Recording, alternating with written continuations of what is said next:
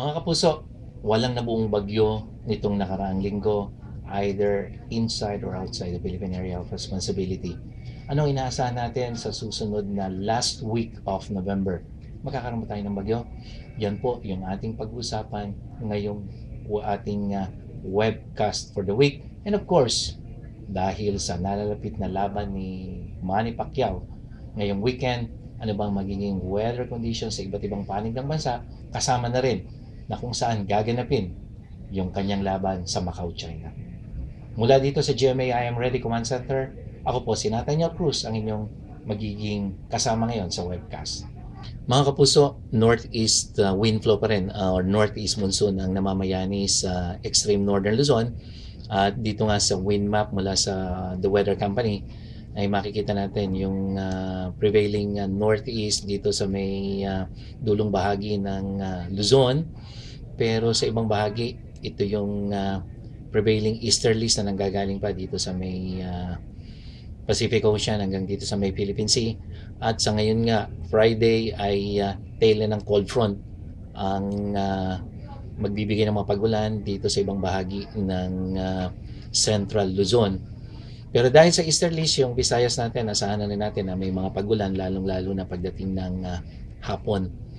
At kung titingnan natin yung magiging galaw ng hangin for the next several days, dito pa rin sa wind forecast map ng The Weather Company, ito yung Miyerkules na. So makikita natin yung easterlies prevalent dito sa halos sa buong bansa at maging dito sa may Luzon. Pero may inaasahan tayong muling paglakas ng hanging amihan. Most likely, siguro yan, mga Huwebes na mararamdaman dito sa atin. At meron din tayong nakikitang isang low-level trough o yung mahinang sirkulasyon at posibleng magdulot ito ng mga pagulan dito sa may Mindanao kung itong nakikita nating sirkulasyon ay magtutuloy-tuloy. So ito yung isa sa mga babantayan natin mga kapuso sa mga susunod na araw.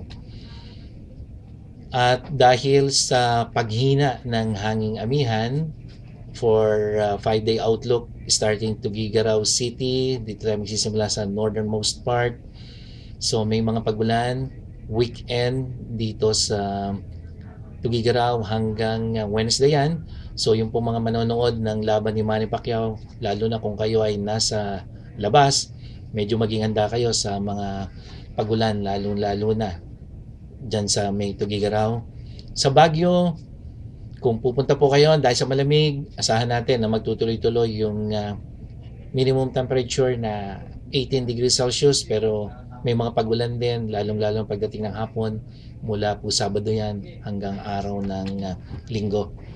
At dito sa Metro Manila, mahinang pagulan, asahan din natin lalo na pagdating ng hapon, Sabado at Linggo, pero sa Lunes hanggang Miyerkules, mababa na yung chance ng pag-ulan. Sa mga taga Visayas, dito po sa Cebu, may mga pagulan din pagdating ng hapon, sa weekend, pero magiging mas maulap pagdating ng Tuesday and Wednesday. At sa mga taga Tacloban naman, dahil sa epekto ng easterlies, so asahan na po yung mga tuloy-tuloy na pagulan dyan hanggang Wednesday yan. Sa mga taga Mindanao naman, dyan sa Davao City, yung mga pag-ulan sa hapon associated yan sa mga thunderstorm, tuloy-tuloy po yan hanggang sa Wednesday. At sa mga taga Jensan, yung mga mag-cheer kay pambansang kamao Manny Pacquiao, magandang panahon bukas, pero may mahinang pagulan. Pero pagdating po ng Linggo, araw ng laban, mga kapuso, merong inaasahang pagulan dyan hanggang Miyerkules po yan the following day o the following week.